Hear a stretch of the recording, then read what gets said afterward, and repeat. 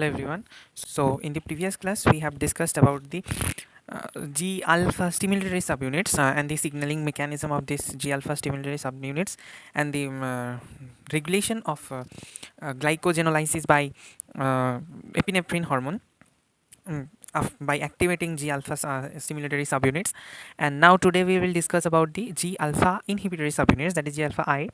Here you can see that muscarinic acid receptor. So what is muscarinic acid receptor? Here in G alpha inhibitory subunits, we can discuss about acetylcholine signaling. So in acetylcholine signaling, there are two types of receptors. One is nicotinic acid receptors and another is muscarinic acid receptors. So nicotinic acid receptors are generally lies in mostly skeletal muscles, and they are ligand gated sodium channels, sodium ion channels. They are ligand gated sodium ion channels type of receptors, whereas muscarinic acid receptors are mostly present on cardiac muscles, and they are G protein coupled receptors. So that's why we discuss about muscarinic acid receptors in acetylcholine signaling. So here you can see that G alpha inhibitory subunit, as I have told before, that G alpha inhibitory subunits are activated after, and then it leads to the inhibition of adenylyl cyclase, and that is no CAMP formation. If there is no CAMP formation, then the target proteins that are related to CAMP formations are not activated.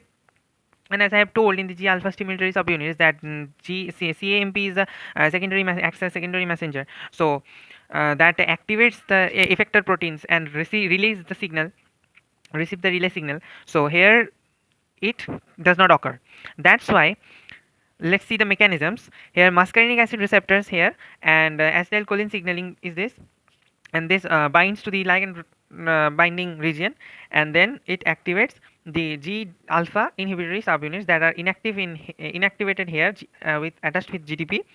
And here GEF, what is GEF? GEF is guanine nucleotide exchange factor that helps in dissociation of beta and gamma from this G alpha I. Here alpha I subunits are and detached from beta and gamma by the GEF, that is guanine nucleotide exchange factor.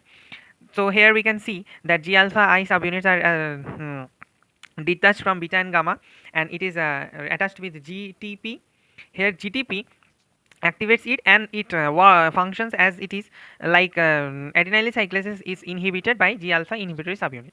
So here you can see that inhibition of adenylyl cyclase occurs, and after inhibition it functions as it can, and the dissociated parts, that is beta and gamma, then works, and it activates the potassium channel. And there you can see that potassium ions are moving diffuses out of the plasma membrane. Here you can see that. So here basically we see that potassium channels are activated, and then potassium ions are diffused out from the intercellular space to extracellular space. So here hyperpolarization occurs. Now what is hyperpolarization? Here hyperpolarization is the condition where the membrane potential is more negative. Now here you can see that potassium ions are diffuses out from the cell, that is a cytosol, and in the extracellular space it gathers. So in the extracellular space there is much more potassium ions, whereas in the intracellular space the potassium ion levels are decreases. That is hyperpolarization. So here is the potential negative, here is the membrane potential is negative and in the cell, and there is the ions, due to presence of these ions it will become much greater. So this is hyperpolarization, and that's how the G alpha inhibitory subunit functions.